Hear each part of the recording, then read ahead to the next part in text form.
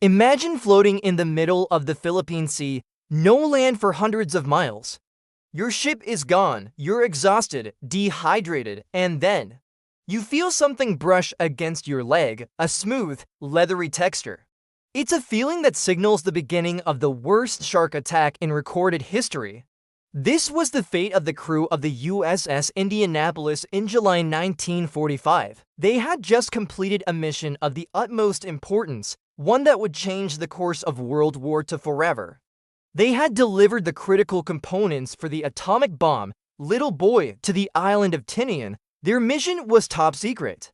So secret, in fact, that the ship sailed alone, without an escort, across the dangerous waters of the Pacific. On their journey from Guam to Leyte, disaster struck.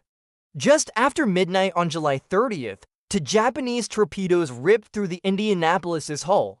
The massive heavy cruiser, nearly to football fields in length, was torn in half.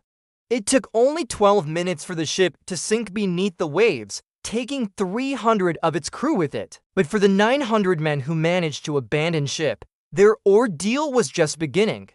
No distress signal was sent, no one knew they were missing. They were completely alone in the vast, dark ocean.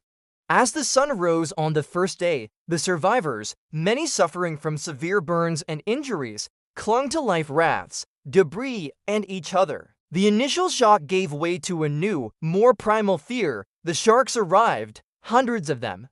Primarily Oceanic Whitetips, a species known for its aggression and persistence. At first, they were content to scavenge, feeding on the bodies of the dead.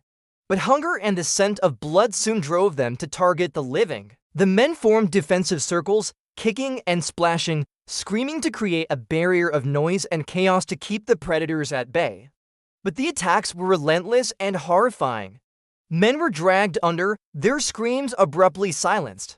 Groups of sailors would drift apart during the night, and by morning, their numbers would be smaller. The terror was constant, a living nightmare from which there was no escape. But the sharks weren't the only enemy. The relentless sun beat down, blistering their skin. The salt water chafed their bodies raw and caused agonizing sores. Dehydration became a deadly threat.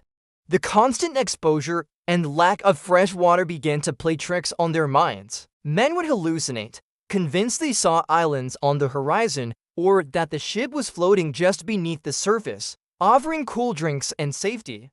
Some, driven mad by thirst, drank the salt water. This only accelerated their descent into delirium and death, a cruel trick of the sea. By the morning of the fourth day, the group of nearly 900 men had dwindled to a fraction of its original size. Hope was fading with every passing hour. Their salvation came not from a planned search party, but by a stroke of pure luck. On the morning of August 2nd, a U.S. Navy pilot named Wilbur Gwynn was on a routine anti-submarine patrol when he happened to look down and spot the oil slick from the sunken ship. Flying lower, he saw the unthinkable, men bobbing in the water, victims of a disaster no one knew had occurred. He immediately radioed for help, and the largest rescue operation in U.S. naval history was launched. When the first rescue ship, the USS Cecil J. Doyle, arrived on the scene, its crew was met with a ghostly sight. They saw not a crew of sailors, but specters emaciated, sun-scorched, and haunted. Only 316 men were pulled from the water alive.